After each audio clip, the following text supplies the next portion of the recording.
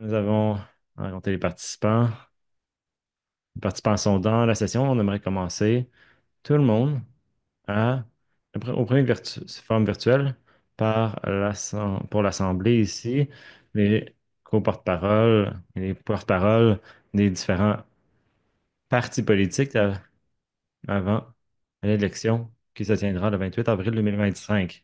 Il est donc très important pour nous de commencer cette session sur un bon pied. Alors, nous allons avoir une prière du gardien du savoir, Leonard Weasel Traveler. À vous la parole. Excellent, bonjour. C'est un honneur de pouvoir de donner de, de présent dans ce genre d'événement et c'est un honneur de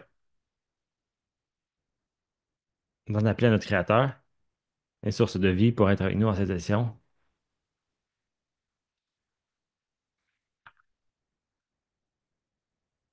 Nous demandons donc l'intervention de Dieu, puisque nous avons tous nos besoins, et nous demandons au Créateur de nous aider pour nous donner l'énergie positive afin d'arriver au meilleur résultat pour cette rencontre, pour mes frères et mes sœurs.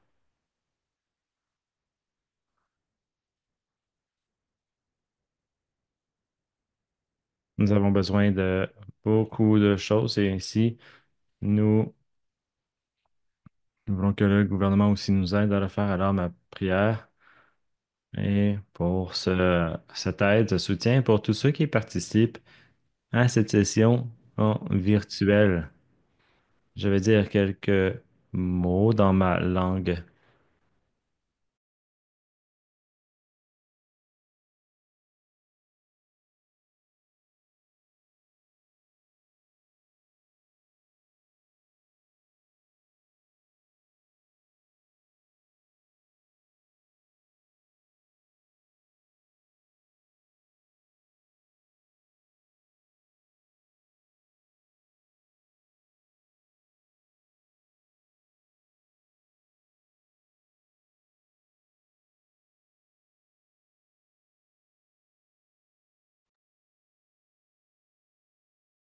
Ma prière était pour l'intervention divine et pour le meilleur résultat potentiel pour cette réunion aujourd'hui. Amen. Miigwech, merci beaucoup au gardien du savoir, Leonard Weasel Traveler.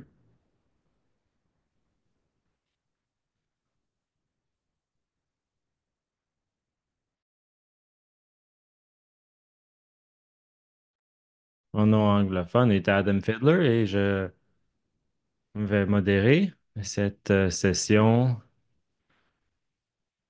au nom de l'Assemblée des Premières Nations. Comme mentionné, il s'agit du premier forum virtuel organisé par l'Assemblée des Premières Nations avec les chefs des partis fédéraux. Quelques points logistiques avant de commencer, juste pour vous mentionner qu'il y a de l'interprétation simultanée en français et en anglais qui est disponible.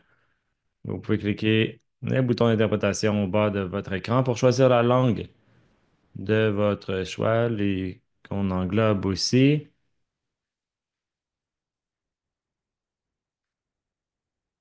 Il y a aussi un sous-titrage en direct qui est offert pour la session d'aujourd'hui.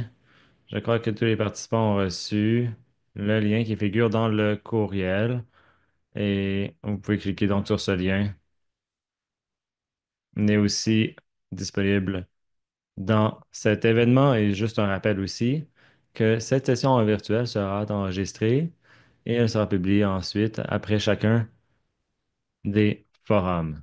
Elles seront donc publiées en ligne.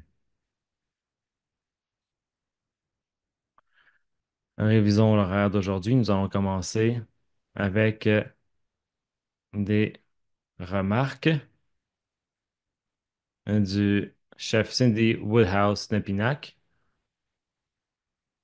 Les chefs de parti auront 5 minutes pour des commentaires avant de passer aux questions modérées. 5 questions ont été partagées en avance et vont couvrir les sujets suivants. D'abord, la frontière de commerce Canada-États-Unis. 2, infrastructure des Premières Nations. 3, l'eau. 4, services policiers. Et 5, enfants et familles. Après avoir passé en revue ces 5 questions, nous allons ouvrir la session pour toutes les questions que nous pourrions avoir du leadership des Premières Nations. Si vous aimeriez poser des questions à chacun des co-leaders, les co-porte-parole, s'il vous plaît, soumettez vos questions dans la boîte ici. Nous allons essayer de répondre à autant de questions que possible. Et encore pour vous mentionner, il y a une boîte questions-réponses au bas de votre écran. Si vous ne la voyez pas, vous devrez être en mesure de cliquer sur Autre pour retrouver ce bouton.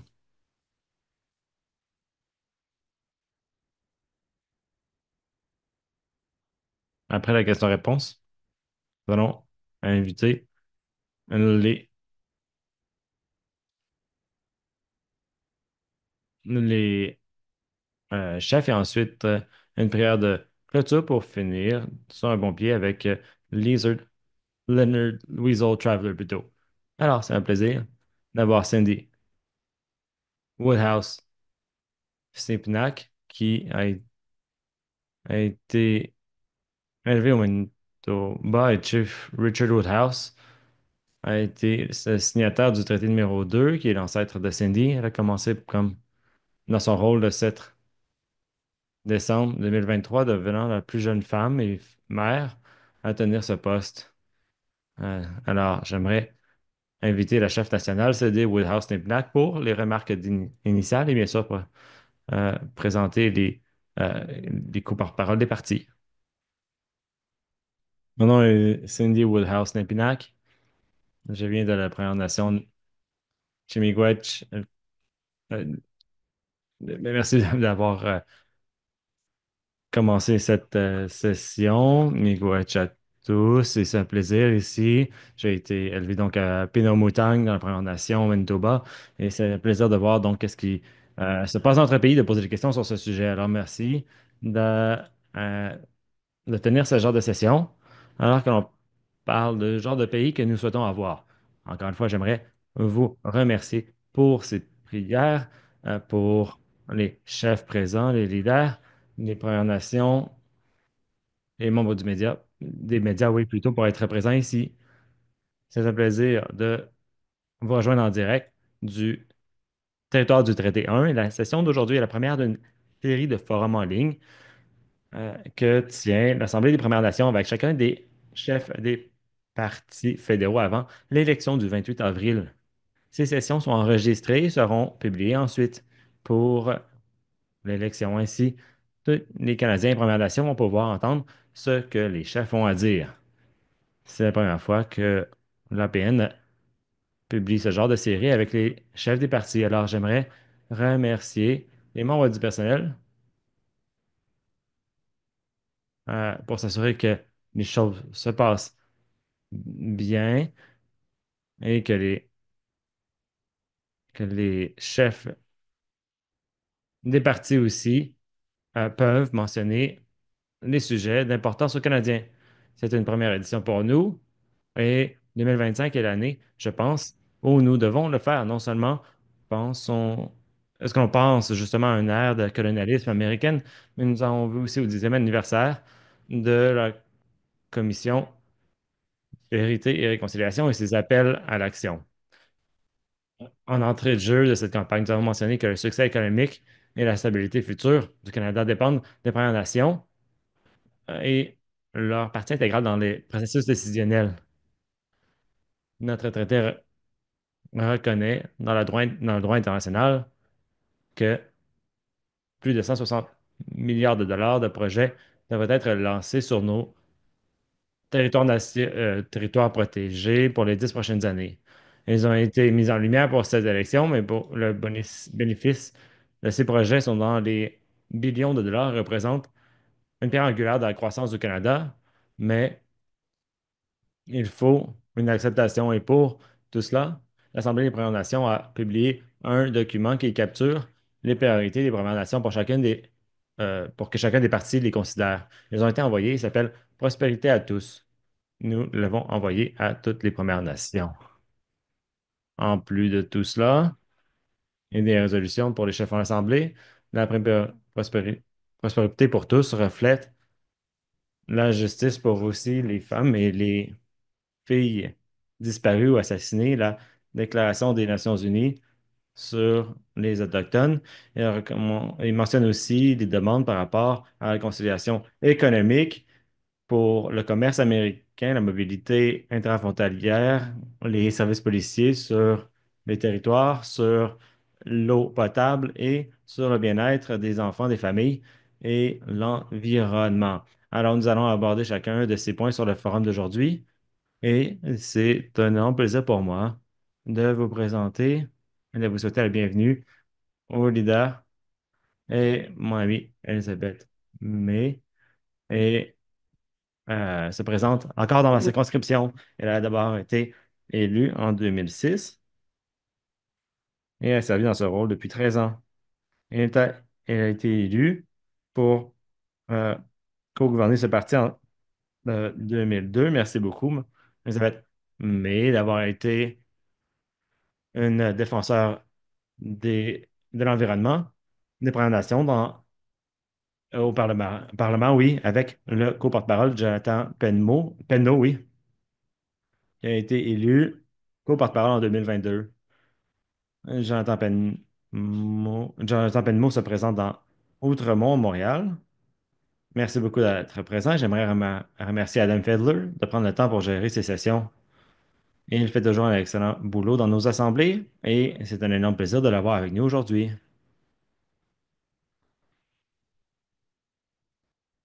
Nous vous souhaitons une excellente réunion, une excellente discussion sur les élections fédérales 2025. Alors, j'ai bien hâte de vous entendre et d'apprendre de vous tous sur la façon de faire progresser les enjeux. Merci.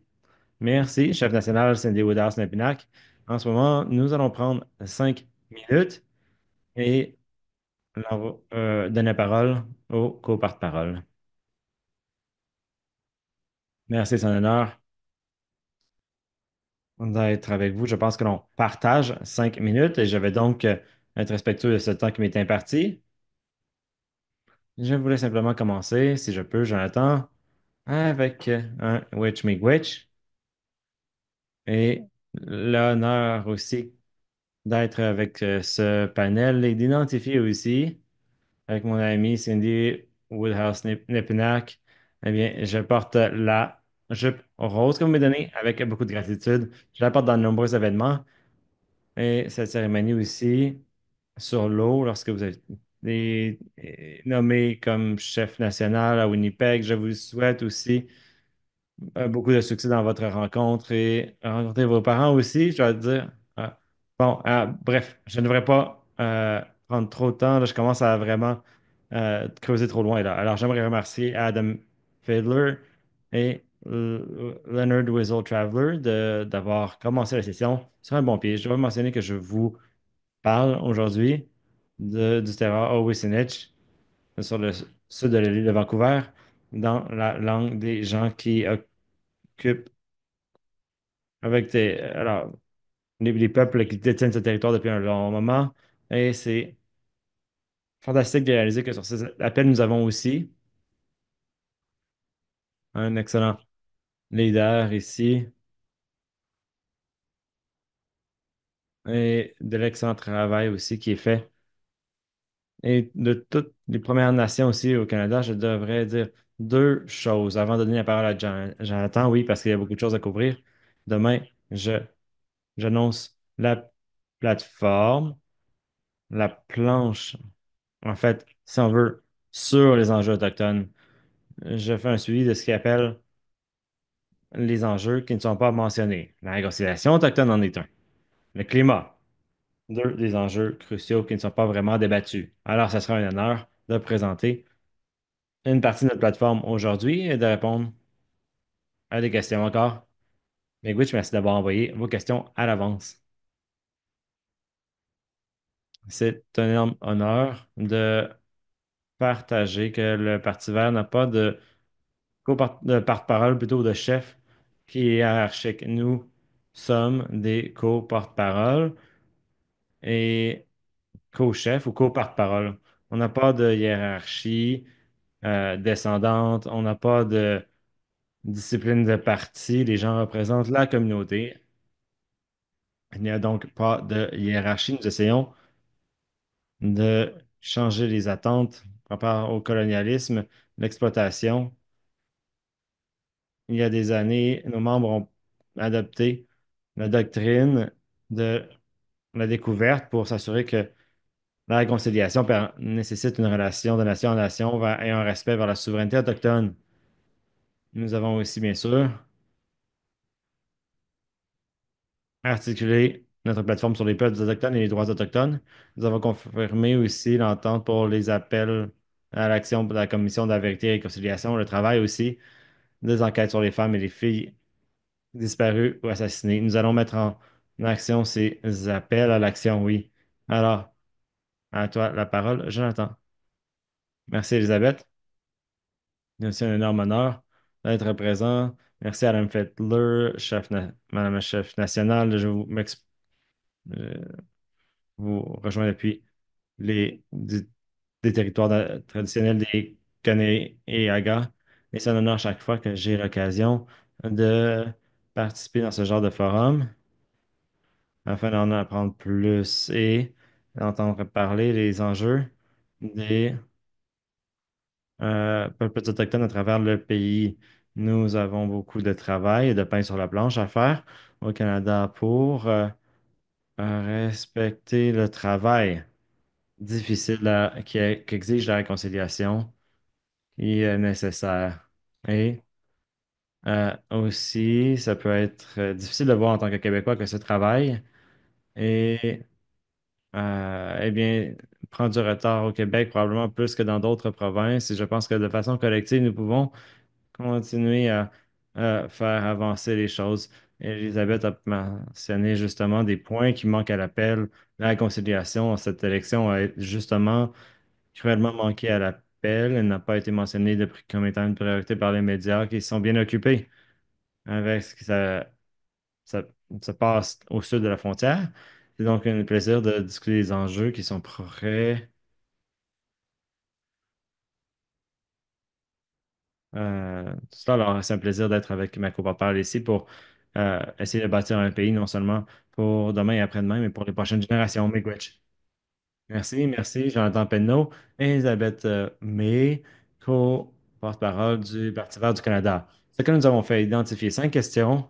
Elles ont été envoyées aux leaders à l'avance et ensuite, après cela, nous allons ouvrir les micros pour d'autres questions qui pourraient être présentes en ligne. Alors, le plan est d'avoir 3 minutes pour chaque réponse. Alors, je ne sais pas quel co-porte-parole va répondre. Je vous laisse donc tout cela à votre discrétion si vous voulez et répondre en bloc ou y aller une personne à la fois. La première question, comment allez-vous inclure les Premières Nations ou, ou dans les réunions fédérales, provinciales, territoriales sur le commerce, sur aussi les relations avec les États-Unis? C'est un grand enjeu. Comment allez-vous impliquer tout cela?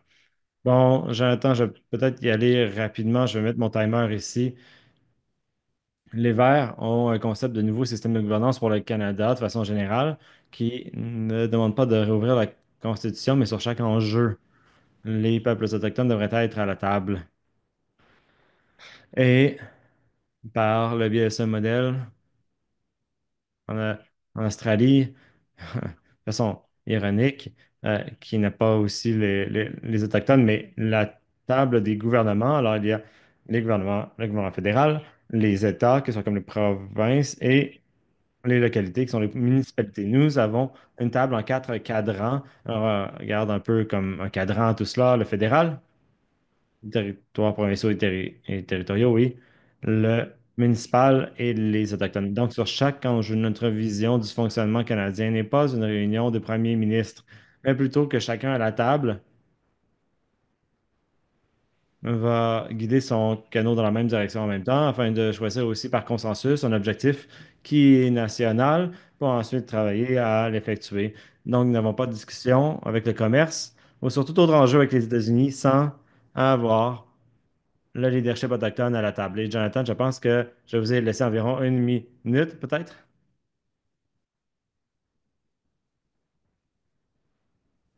Oui, je proviens d'une génération qui n'a pas traversé le traumatisme des discussions constitutionnelles dans ce pays, mais je pense que nous en sommes, nous sommes dus pour justement l'état de la gouvernance de la nation, justement, sur l'implication des communautés autochtones qui n'étaient pas à la table en 1867, bien sûr. Et nous avons beaucoup de leçons aussi sur le travail en cours, sur la réconciliation, sur exemples concrets de la façon dont les choses devraient être améliorées, sur les voies à respecter et sur euh, les connaissances autochtones, sur le travail ici, sur lequel nous sommes reconnaissants. Et je pense que c'est quelque chose qui, eh bien, de façon collective au Canada, on doit ramener à la table la façon de s'assurer que la voix de chacun, surtout sur la question des relations américaines, peut être amenée à l'avant-plan. Merci. Merci pour vos réponses. Et maintenant, merci de respecter aussi le temps que l'on a devant nous. La question suivante que l'on a sur l'infrastructure. OK. Euh, quelle année, qu'est-ce que vous allez faire en fait dans la première année ensuite pour réduire les manques d'infrastructure pour les Autochtones? Et je vous laisse donc la parole pour y répondre.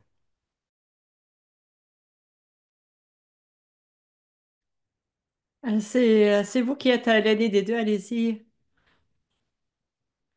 On devrait prendre des tours, mais je vais encore commencer. L'écart en matière d'infrastructure est énorme. Encore une fois, nous avons des recommandations. D'abord, un des écarts identifiés dans les femmes manquantes, c'est comment se fait-il qu'un pays industrialisé comme ici, les gens doivent faire du pouce outre les zones urbaines où il y a du transport public pour aller à Prince John, il faut louer une voiture, il faut prendre l'avion. Nous devons écouter ces recommandations. Une, c'était d'assurer un corridor de transport et aussi euh, s'assurer d'un transport sécuritaire à faible coût, de transport en public partout au Canada. Nous soutenons cette recommandation pour réduire les camps, les dommages environnementaux. Et évidemment, une autre question, c'est du contrôle par les Autochtones de d'infrastructures comme les eaux potables. Ça fait très longtemps que on attend ça. Nous, euh, la sécurité alimentaire nous inquiète beaucoup au Canada, mais aussi pour les gens des Premières Nations au Canada. Dans le Nord, j'étais au Yukon récemment, où le transport des aliments des grandes villes ou de communautés, c'est très coûteux. Nous avons des solutions pour faire en sorte que la production alimentaire soit ramenée à l'échelle locale, davantage locale et proche des communautés.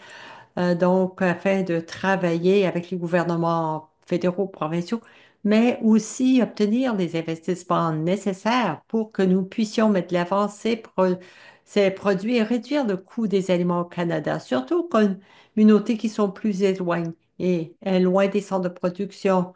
Nous estimons que c'est très important en matière de logement.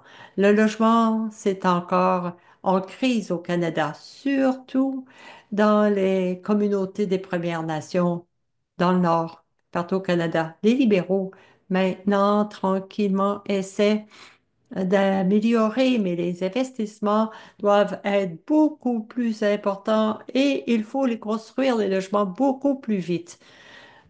Il faut vraiment construire les habitations, pas juste les remettre dans les mains de promoteurs privés. Pour que vous sachiez, nous sommes souples. Vous êtes deux, on a dit 3 minutes, mais c'est possible d'étirer un petit peu le temps si c'est nécessaire pour répondre correctement à certaines questions. Nous allons passer maintenant à la prochaine question, un autre enjeu qui est très important, c'est-à-dire l'eau. C'est qui va répondre en premier? Et si vous dépassez un peu, c'est pas de problème. La question, c'est quels sont vos projets pour présenter un projet de loi ou quelque chose qui ressemble au projet de loi C-61 sur l'eau potable. Et aussi, il y a des avis d'ébullition d'eau dans les réserves aujourd'hui. Alors, C-61 a été présenté, on l'aurait soutenu, mais certainement n'a pas complètement euh, euh, euh, en- impliqué des consultations avec les gens du Canada, les Premières Nations, pour bien comprendre comment cadrer et structurer C-61. On soutient évidemment, et je souligne tous les aspects de la gouvernance autochtone, l'autogouvernance, le respect de la souveraineté, de sorte que la réponse est oui, s'assurer que l'eau potable soit offerte à toutes les maisons des Premières Nations, mais aussi il s'agit du contrôle de l'approvisionnement en eau, la protection des zones humides, parce qu'il y a des infrastructures vertes qui protègent l'eau potable. C'est pas des tuyaux seulement. Alors, il faut entendre aussi les sages autochtones, les communautés, les aînés, et comment était l'eau avant? Quel était le système d'approvisionnement en eau qui existait avant la colonisation, l'exploitation? J'aimerais le mentionner, c'est que le projet de loi n'a pas été présenté au Parlement. Mary Jane a beaucoup aidé, j'ai amené au Sénat, mais euh, pour la justice environnementale et le racisme dans les communautés au Canada. Et il y a beaucoup de déchets toxiques sur les terrains autochtones, sans respecter la culture, les traditions autochtones. Et il y a beaucoup de ces cas de racisme environnemental. Donc, je pense que il faut de l'eau potable pour maintenir ces systèmes. Nous soutenons aussi une réglementation plus forte pour tout ce qui peut toucher la pollution de l'eau potable. Pendant longtemps, le secteur du pétrole, le secteur minier permettait d'exploitation proche des communautés et nuisait à l'eau potable pour plusieurs nations autochtones dans plusieurs communautés partout au pays. On veut des réglementations beaucoup plus strictes, rien de surprenant, mais il faut que ces compagnies, ces entreprises respectent les règles, et sinon qu'il y ait des sanctions. Enfin, nous soutenons aussi les droits égaux, euh, que ce soit les Grands Lacs, le Saint-Laurent, l'accès égal aux cours d'eau et aux approvisionnements en eau. Quand on pollue certains bassins d'eau, euh, il faut vraiment avoir une réglementation très stricte. Merci beaucoup pour vos réponses. Je vous rappelle à tous ceux qui se joignent à nous, ceux qui se sont inscrits et qui sont dans la rencontre. Nous avons identifié 5 questions qui ont été envoyées au chef de parti. Nous y passons en ce moment. Il en reste 2. Et ensuite, nous allons prendre vos questions des participants, pour tous les participants inscrits. Si vous avez une question, nous allons les prendre à titre de rappel. Il y a une icône Q et R, questions et réponses, avec un point d'interrogation. Cliquez là-dessus et inscrivez votre question et on les prendra après. Dès que nous allons finir ces questions prédéterminées. La prochaine sur la liste, les services de police. Quelles étapes allez-vous prendre afin d'exiger des enquêtes sur les morts de personnes en garde à vue? C'est un service essentiel qu'on a besoin de reconnaître la juridiction des Autochtones et un financement. À vous la parole. Ah, ça me choque tellement. Je sais que ça fait 3 ans depuis le 4 juin et les services de police, il y a des gens qui meurent. Il y a des vérifications au hasard. Il y a des systèmes de racisme au sein des services de police partout au Canada. Et en passant, on a parlé de personnes autochtones incarcérées. Euh, euh, Member Ice, sur son territoire à Inlet, fait appel à une sentence euh, en, en prison comme contre la coupe de bois. Nous, on a besoin vraiment d'apporter une réforme à la GRC. Le rapport, probablement que vous le connaissez, la commission qui s'est penchée sur la tuerie de 21 personnes en Nouvelle-Écosse par un homme blanc riche. Je le mentionne parce que c'est clair dans le rapport de la commission de 5000 pages que pendant 10 ans, plusieurs personnes ont dit que cet homme était dangereux, qu'il avait abusé des femmes autochtones, qu'il était assis à un abri d'autobus, a pu tuer 21 personnes. Il y avait beaucoup de rapports à son sujet au GRC. Et là, on le voit dans ce rapport de tuerie, la police n'a pas fait en compte quand il battait les gens. Pourquoi cet homme riche, pourrait battre des gens et ne pas être encore en liberté? Mais au Canada, il y a cette présomption. Si ça avait été une personne de couleur ou un autochtone, aurait été arrêtée. Alors là, il y a un traitement disproportionné de traitement pour les autochtones dans les prisons. Et ça, c'est pas par accident. C'est à cause du racisme qui règne au sein des services de police. Donc, c'est urgent. Il faut qu'il s'en tienne à l'engagement qu'il avait, c'est-à-dire avoir si le gouvernement, le nouveau ministre de Justice ne présente pas de projet de loi, moi, je vais le présenter. Il faut qu'on prenne des mesures nécessaires. Jamais encore. Et il faut faire enquête encore dans le cas d'Autochtones qui sont tués, mais aussi qu'on fasse une étude approfondie et donner une meilleure formation aux agents de police. Mais les Autochtones devraient avoir droit à des agents de police qui sont de leur communauté. Au-delà de ça, il y a la question de réconciliation entre la couronne et les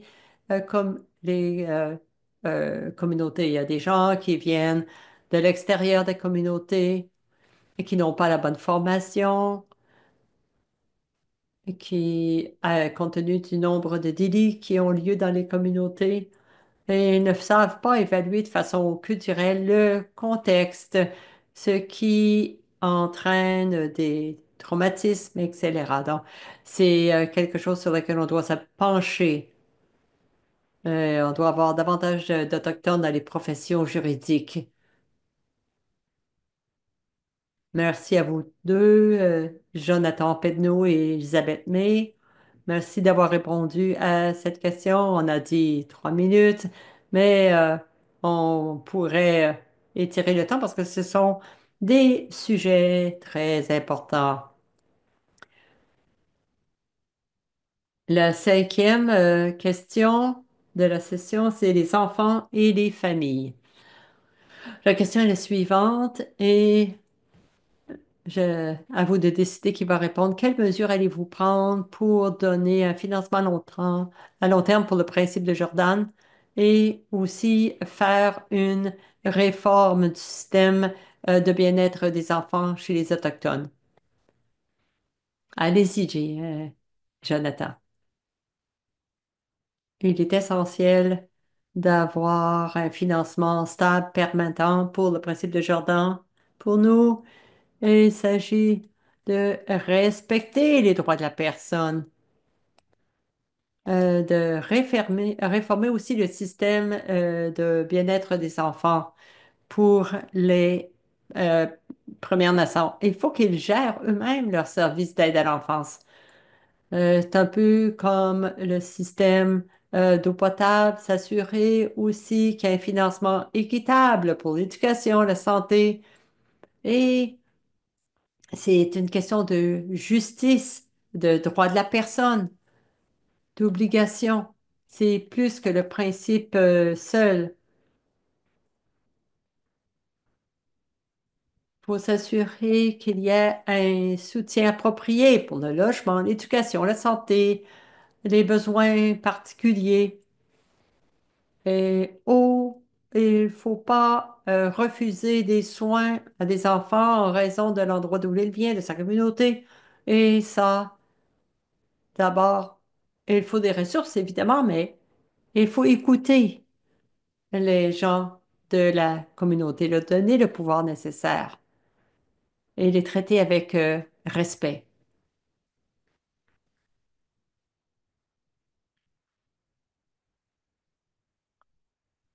Ça, faudrait pas autant de causes en cours, autant de mesures qui ont été prises. Il y a encore des enfants qui sont retirés de leur famille encore. Il faut que ça arrête. Je pense que Jonathan a très bien répondu. C'est quelque chose qui nous inquiète beaucoup. Le traumatisme intergénérationnel, c'est pas au passé, c'est quelque chose d'actuel, de qui est notre approche coloniale qui touche encore les familles. Merci à vous deux, merci beaucoup. Alors, pour l'instant, nous avons passé à travers les 5 questions qu'on a envoyées au chef de parti avec les 4 questions. On va procéder de la même façon. On va leur donner les questions d'avance.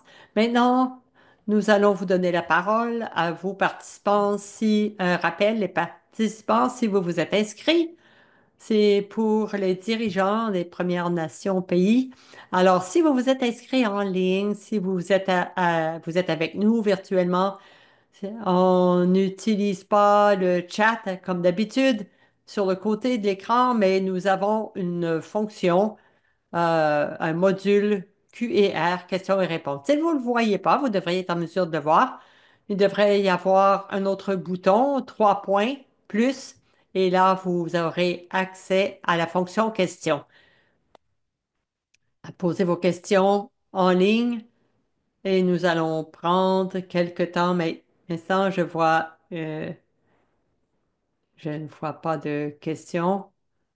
S'il y a des questions qui arrivent, on va les lire, on va y répondre et ensuite, on va avoir des commentaires de clôture et on va avoir des commentaires de clôture par les co-dirigeants. Voici une question. Si vous êtes élu, est-ce que votre gouvernement va et euh, allez-vous vous excuser de ce qui a été arrivé, ce qui est arrivé pour les enfants autochtones? Oui.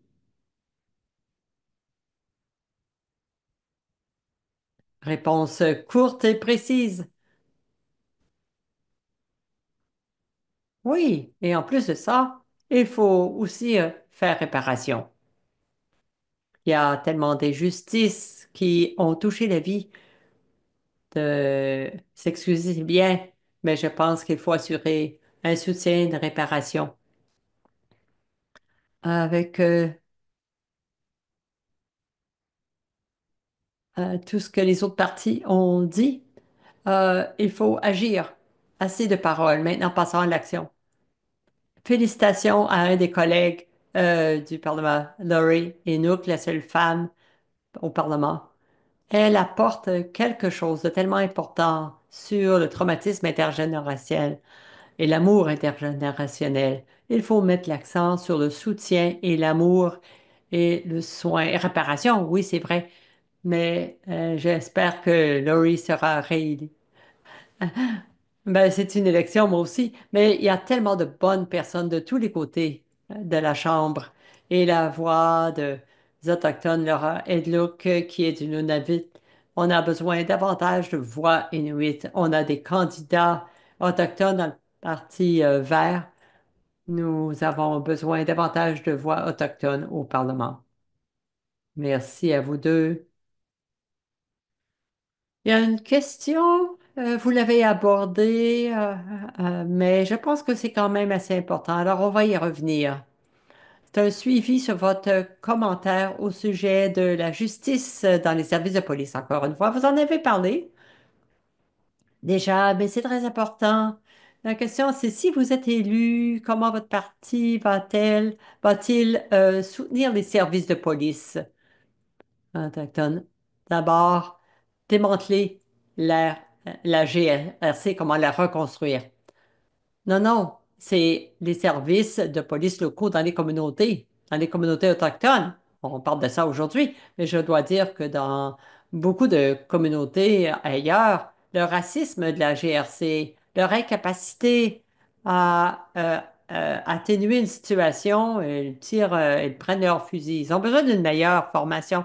Dans les communautés autochtones, on va tout faire nous, on est dans une relation de nation à nation, même si on demande un instant, je ne vais pas dire ce que les services de police autochtone, c'est le gouvernement qui doivent dire au gouvernement. C'est comme ça qu'il faut faire. Donc, ça va déterminer ce qu'on fait. Jonathan Panot. Dans toute petite communauté. Ça peut être difficile, les services de police, pour nous. On aimerait avoir moins de services de police et plus de soutien, de prévention de délits.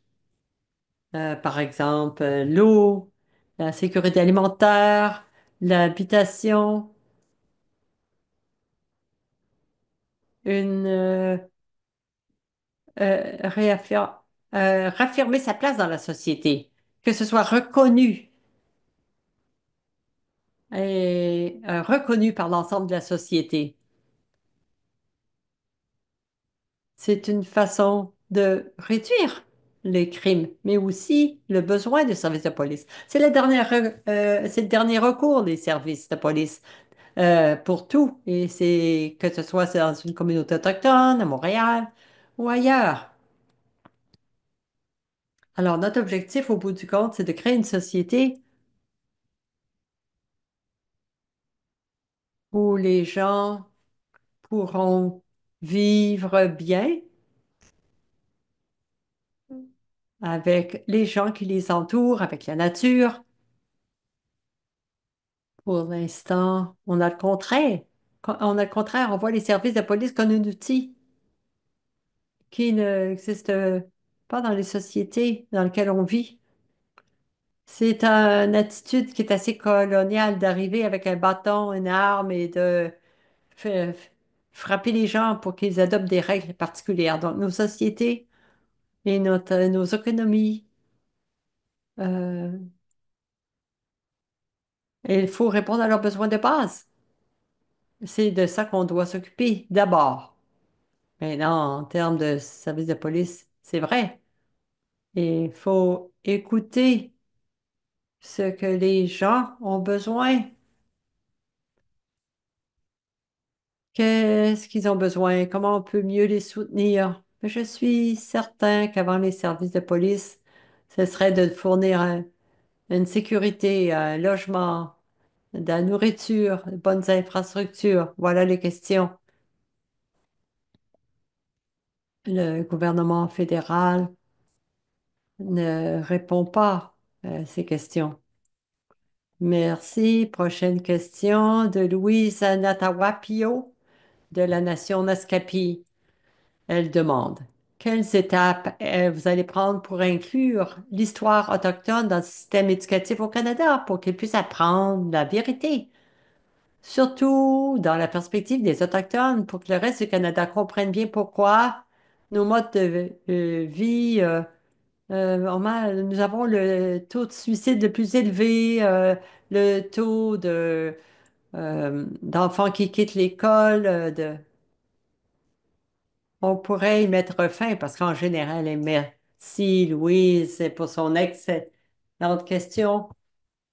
Nous sommes en termes fédéral, provincial. L'éducation, ça relève du provincial seulement, mais la relation avec les Autochtones et la justice autochtone relève du fédéral. Alors, ça nous donne une raison pour dire aux provinciales, aux provinces, décoloniser votre système d'enseignement pour que, conformément à l'article 35 de la Constitution, on ne peut pas ne pas éduquer et partager avec les Canadiens et les nouveaux Canadiens. C'est un Canadien construit sur des territoires volés, colonisés, si on apprend les leçons qui viennent de la sagesse autochtone. Euh, Depuis la décision de Chocotine, reconnaître que le titre autochtone est différent des titres selon la tradition légale, si tous nos territoires relevaient de la définition collective intergénérationnelle, nous serions une société en meilleure forme. Et ce serait pour tous. Donc, décoloniser le système d'éducation, c'est la clé de la survie pour l'ensemble du Canada, pas juste une étape vers la justice et la réconciliation.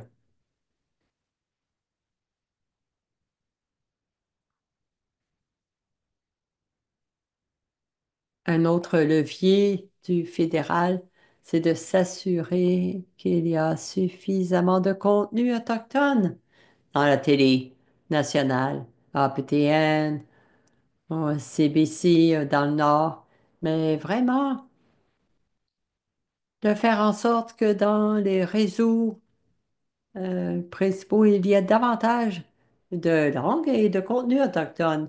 Ce qui m'inquiète, c'est le fait qu'il y a beaucoup de langues autochtones qui sont menacées actuellement.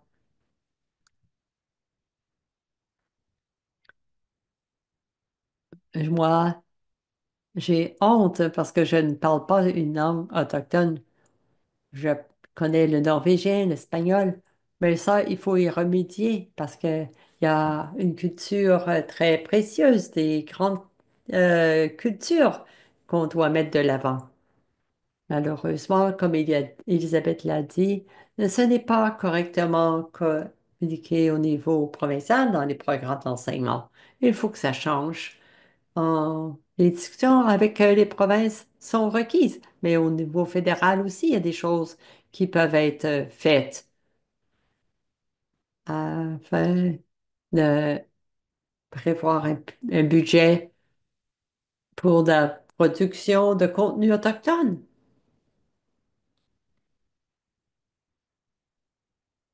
Mais pour nous, on doit apprendre la culture autochtone. C'est varié et il y a une mine de connaissances que nous pouvons découvrir et c'est dommage que dans notre culture, on en connaisse tellement peu. Je pense que le gouvernement fédéral doit nous aider à élever ses voix, ses histoires, ses connaissances. La prochaine question vient dans le nord du Manitoba, du chef Michael Yellowback. Il dit, les communautés autochtones éloignées n'ont pas de service de police. Alors, c'est difficile de répondre à des incidents graves. Ça arrive. On n'a que des agents de la paix de Première Nation, mais ils n'ont pas la formation et l'équipement. Comment est-ce que vous allez soutenir les communautés autochtones à acquérir leur propre service de police autochtone? Jonathan? Oui, j'entends bien les préoccupations en matière de crime et de sécurité. Je pense que c'est relié à la question sur les feux de forêt, l'urgence, euh, toutes les crises. On a besoin davantage. de personnes qui ont des connaissances en sécurité publique au sein des communautés. On en a parlé dans l'élection, la création d'un corps de police autochtone, parce qu'ils connaissent le territoire. Et c'est très précieux quand vient le temps de défendre les communautés devant diverses menaces. Mais il y a euh, une question de formation. Rendre cette formation plus accessible, disponible, former davantage de personnes. Je pense pas que les services de police soient la réponse aux enjeux que vivent les communautés. Il faut plus de soutien en matière de santé, de logement. Il faut répondre à leurs besoins de base. Les services de police, c'est pas le seul élément qui assure la paix, mais ça dépend des besoins de chacune des nations et des communautés n'ont pas tous les mêmes demandes, par exemple, à Ganasanaga, Montréal, Ganawagé. Très souvent, il y a des solutions qui viennent d'ailleurs et c'est jamais approprié pour le Canada ou pour les diverses communautés ou les Autochtones hors réserve aussi, partout au pays. Merci. Merci, Elisabeth May, si on peut passer à la prochaine question, oui.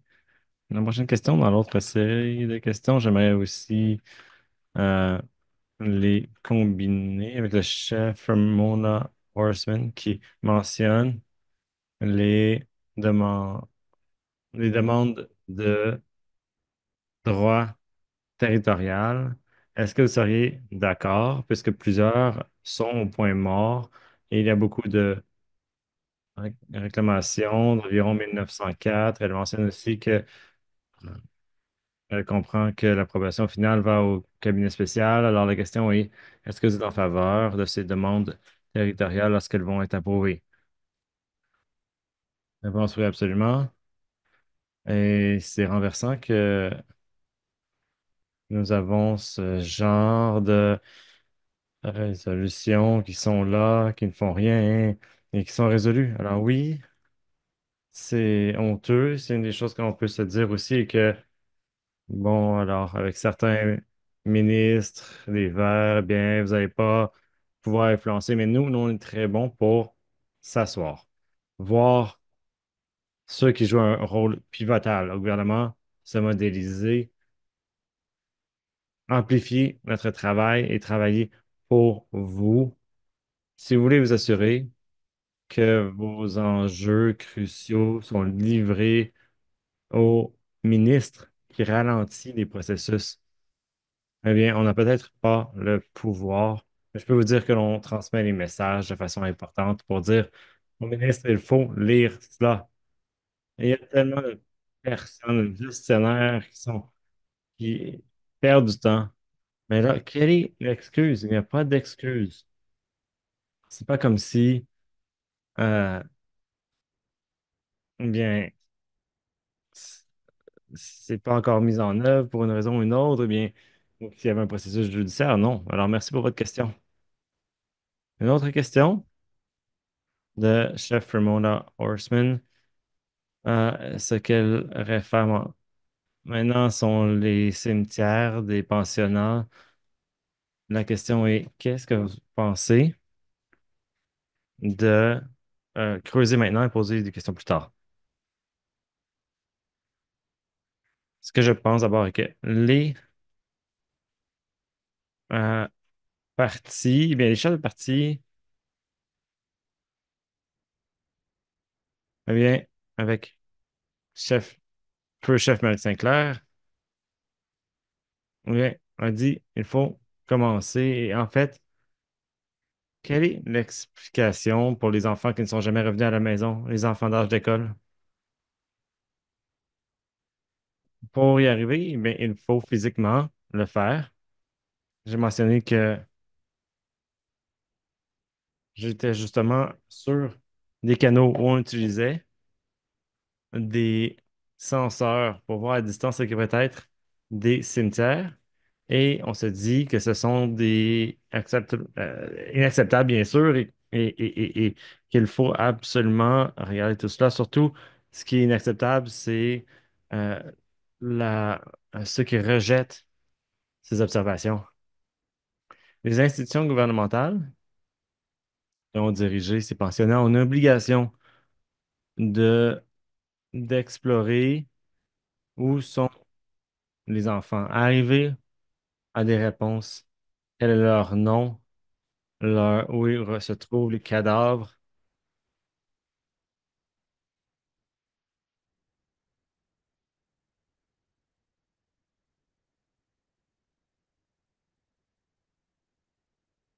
Les gouvernements coloniaux ont volé les enfants des familles. Ils n'ont pas le droit de le bloquer, là. Alors, si je me trompe, désolé du chiffre, là, mais je pense qu'on sait assurément que 6 000 enfants ont disparu. Ils ont été enlevés. Et qu'est-ce qui est arrivé? Est-ce qu'ils ont été euh, enterrés? On ne sait pas. Nous avons un rôle, une obligation comme gouvernement. Et chaque leader politique a dit, eh bien, les recommandations, eh bien oui, on va les mettre en œuvre, oui, mais quand? Alors, je suis d'accord qu'il faut creuser. Ça pourrait être plus controversé, mais s'il vous plaît, comment ignorer ces recommandations de la Commission? Les demandes de justice que chaque chef de parti a dit, bien sûr, on va le faire, oui, mais quand? Les dossiers sont là, on peut les chercher et retracer ce qui est arrivé à chaque enfant. Si cela demande de faire une excavation physique, allons le faire. Wab, Canyon, en fait, lorsque les gens disaient que ça, on peut pas, c'est controversé d'aller dans un dépotoir. Vraiment? Alors qu'il y a une désacralisation, une désécration dans ces dépotoirs, vous pensez qu'on peut pas le faire? Mais non. Alors, d'abord, trouver les dossiers, puis trouver aussi excaver pour les anomalies. Bon, il reste quelques questions. Avant de passer à la prochaine question, Jonathan Penneau, une réponse? Rapidement, oui, je suis bien d'accord avec ce qu'Elisabeth a mentionné.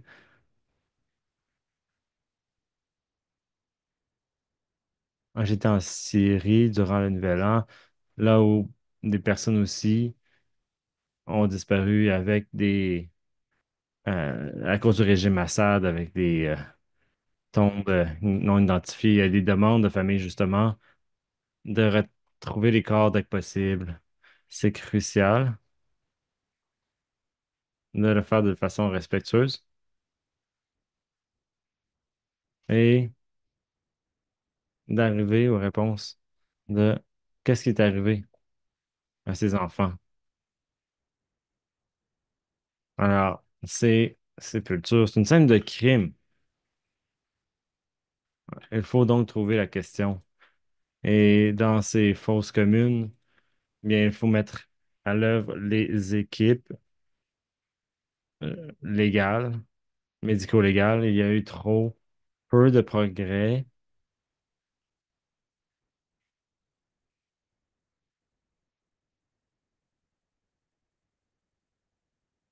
Et on a l'expertise, mais il faut la déployer maintenant. Prochaine question. Ensuite, on va repasser sur la question de la justice. Il y a beaucoup d'appels à l'action qui n'ont pas été mis en œuvre. Si élu, comment allez-vous favoriser la mise en œuvre de ces appels à l'action? Je vais en mentionner un.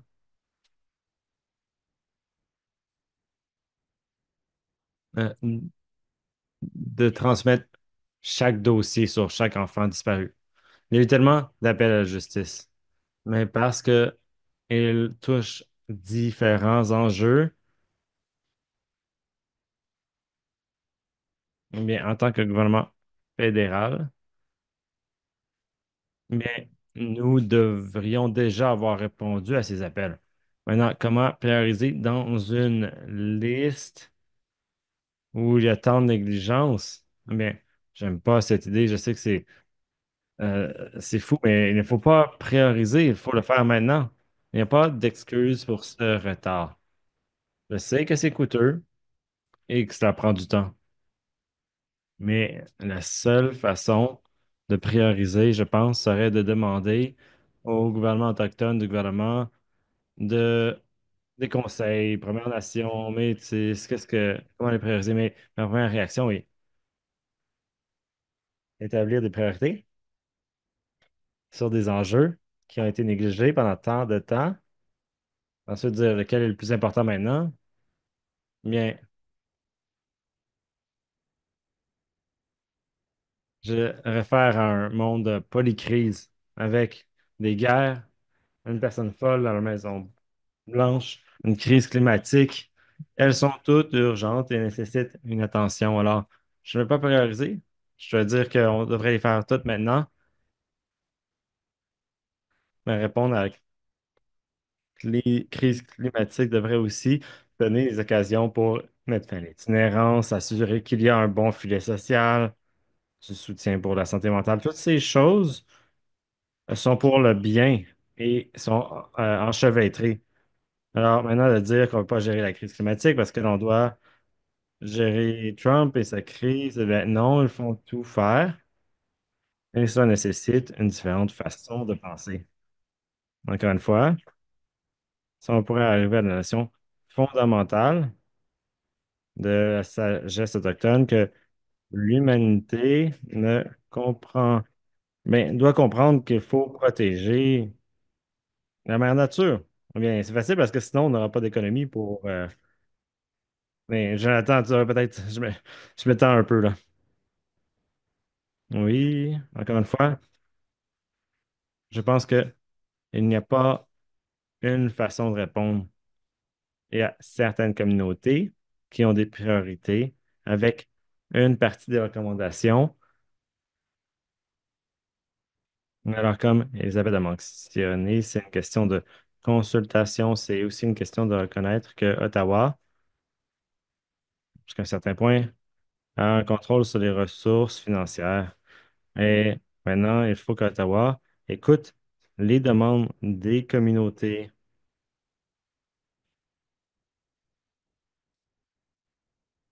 dans un contexte de nation à nation. Et c'est vraiment à Ottawa de décider quelle est une priorité maintenant.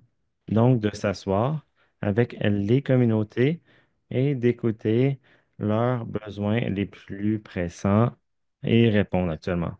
Donc, oui.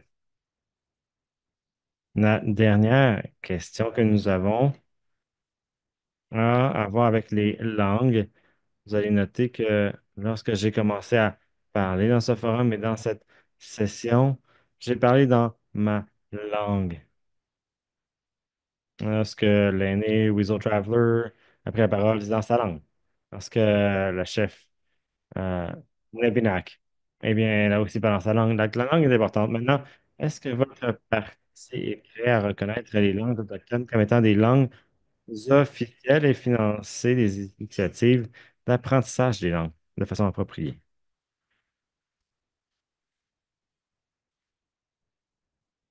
Oui, mais moi je dirais oui,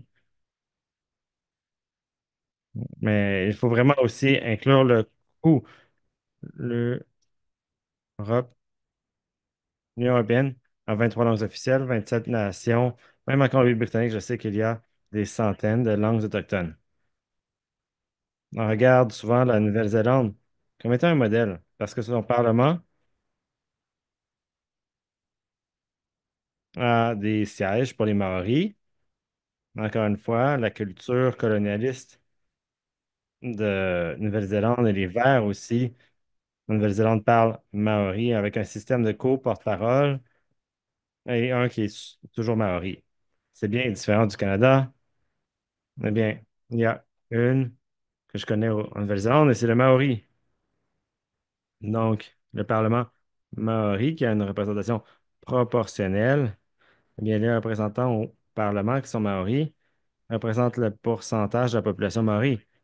Parce il y a des sièges maoris, il y a des partis comme le Parti vert qui sont élus avec un autre mécanisme. Maintenant, sur la langue officielle, la réponse devrait être oui, parce que si on ne protège pas ces langues, eh bien, il ne reste que quelques langues, quelques locuteurs natifs de certaines langues qui le parlent depuis leur naissance.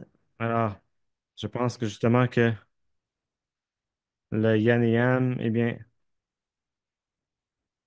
ouais, Edge of the Knife a été le premier film dans la langue autochtone, avec des langues qui sont presque éteintes, mais qui étaient revenues. Moi, je l'ai mentionné dans le territoire Saanich, dans ma communauté.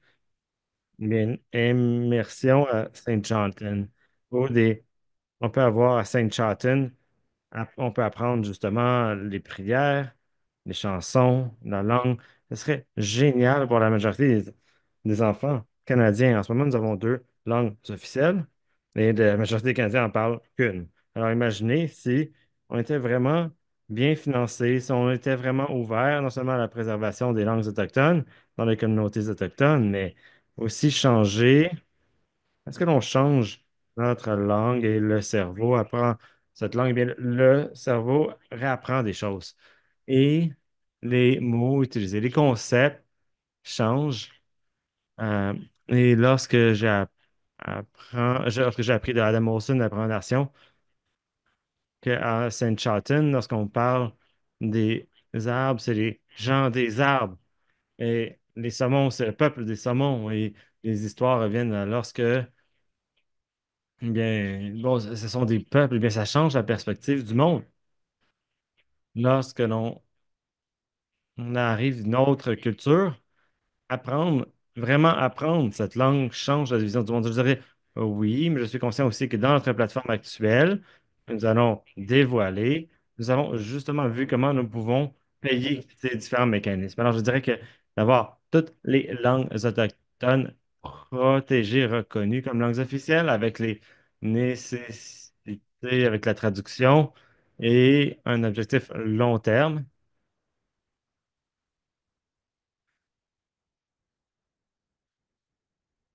L'urgence maintenant, c'est les, les enfants qui ont disparu, les pensionnats, et ensuite une reconnaissance de chaque langue autochtone au Canada. Jonathan, je reviens aux discussions constitutionnelles. Il faut s'asseoir ensemble, examiner les principes de fondation du pays. Je pense il faut reconnaître, intégrer davantage l'existence et les droits aussi des nations autochtones au pays, les mettre sur un pied d'égalité avec les Québec, les Acadiens, les Inuits. Il faut cette diversité. On a besoin de vivre cette confédération qu'on devrait être. Et on a besoin de discussions au niveau constitutionnel. Le gouvernement fédéral doit investir, protéger les langues autochtones aussi pour que ce soit disponible, accessible. Il faut que les gens l'apprennent. Il faut apprécier la richesse linguistique des langues autochtones et c'est pas le cas maintenant. Mais c'est quelque chose qu'on a à cœur. Euh, il y a un commissaire aux langues autochtones, mais il n'a aucun financement pour faire la tâche. Ça va coûter de l'argent, mais ça vaut la peine. C'est quelque chose que nous soutenons. Nous soutenons la protection de toutes les langues autochtones au Canada. Et on veut les reconnaître comme langue officielle, mais il faut être prudent. Je ne peux pas dire oui, et on sait que ça va prendre du temps et il faut un financement dès maintenant. On a besoin de l'orientation de personnes comme le commissaire aux langues autochtones. Mais aussi, il faut le financement. On ne peut pas juste dire que oui, faut protéger, mais il faut financer ces efforts. Et ça, il faut s'y engager dès le départ. La reconnaissance comme langue officielle veut dire la traduction de tout, toutes les statuts, les documents publics au Canada dans toutes ces langues. Donc, il faut commencer par les protéger, s'assurer qu'elles sont accessibles pour tous les gens dans leur propre langue, qu'ils puissent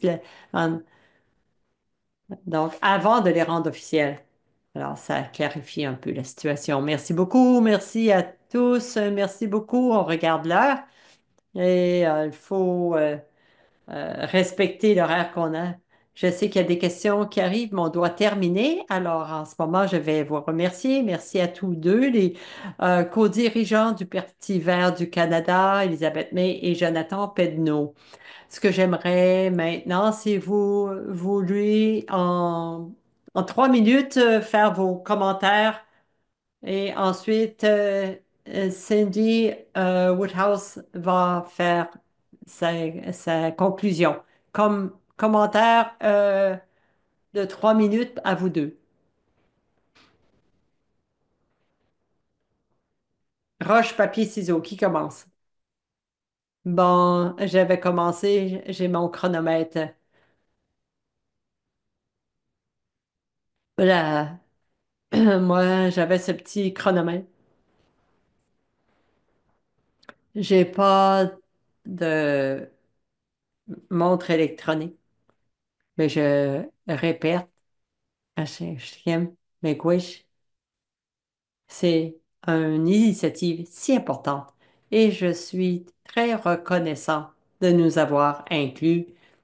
Si je puis dire, qu'est-ce que vous devez retenir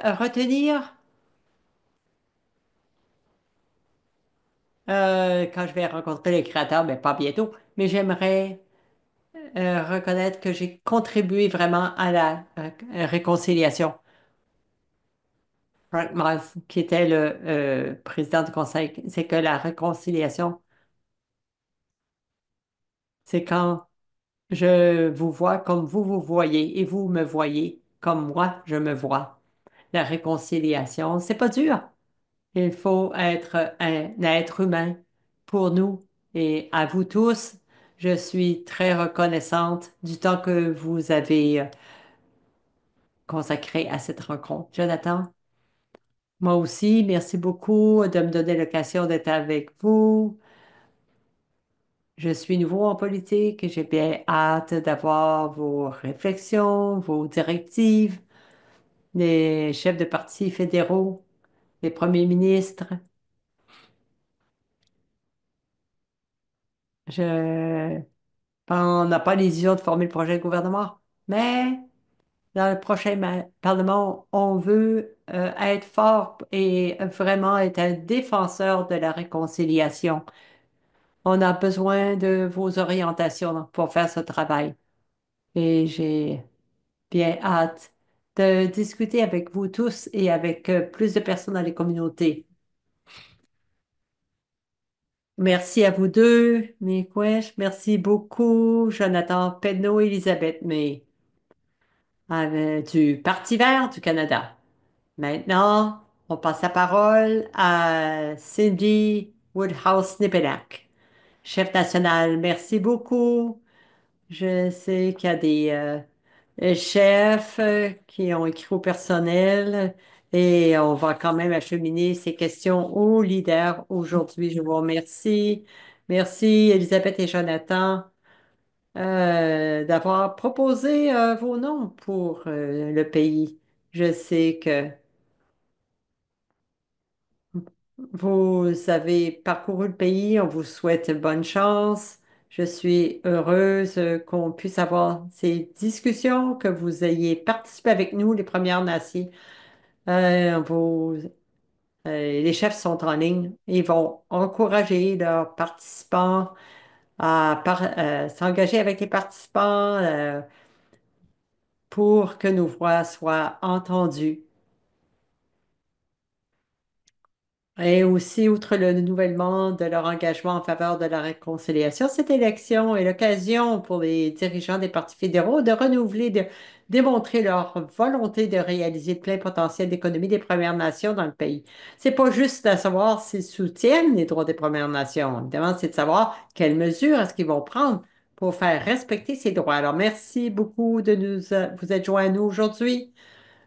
Merci à tout le monde qui est en prospérité pour tous, priorité des Premières Nations pour les élections fédérales 2025, c'est disponible sur le site de l'APN.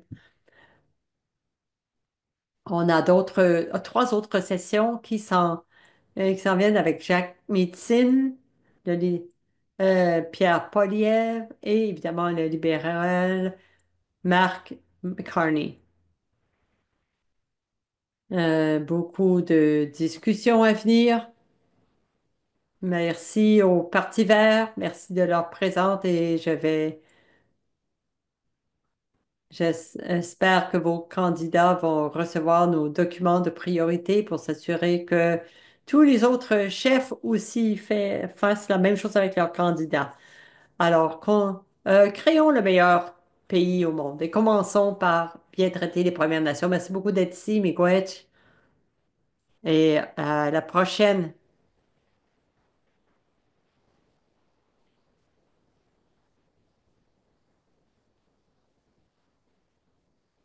Merci, chef national, pour les commentaires de clôture et le leadership pour s'assurer qu'on a un forum pour celui-ci. Pour les dirigeants autochtones du pays et qu'on puisse, pays, poser des questions en prévision de la prochaine élection. Merci beaucoup. La prochaine session, comme on l'a dit, sera le 22 avril de, 15 à 16h30. Nous allons maintenant conclure et je vais demander ou passer la parole à Leonard Weasel Traveler de prononcer une prière de clôture. Et on va conclure et vous voir à la prochaine session. Gardien du savoir, Leonard Weasel Traveler.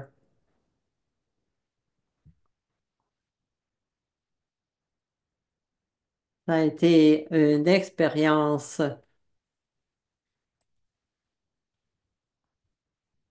Je demande au créateur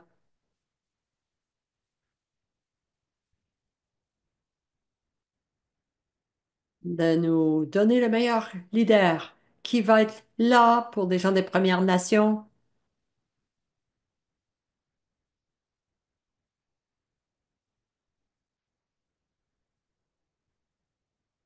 La pauvreté, c'est une forme de violence. On a besoin d'aide dans toutes les régions pour pouvoir avancer. Pas juste dans ma Première Nation, mais je partage ce que je vois ici. Alors, ma prière sera à l'intention des chefs nationaux, qu'ils continuent de faire avancer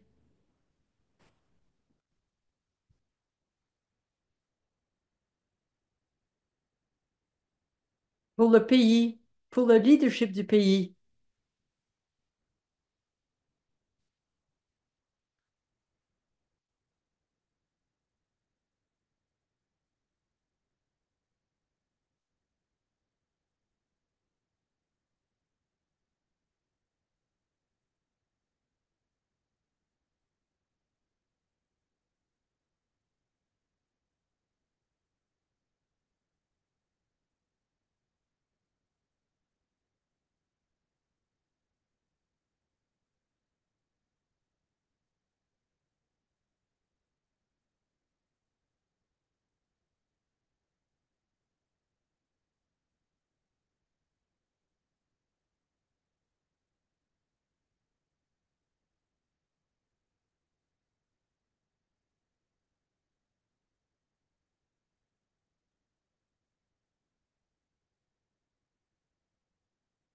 J'ai demandé au créateur d'intervenir pour qu'on ait les meilleurs résultats pour nous tous, pour les chefs nationaux, les chefs régionaux tous les dirigeants,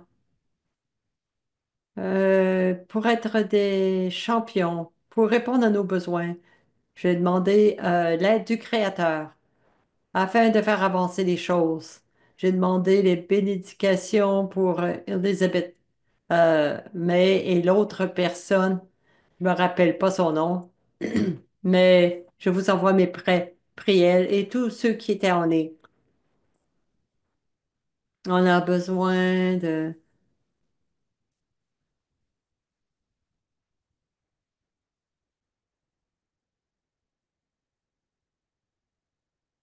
qu'il nous donne une bonne santé, bénédiction, de nous aider. Amen. Merci beaucoup, mes coachs, gardien des connaissances. Leonard Weasel, je suis Adam Felder. À la prochaine.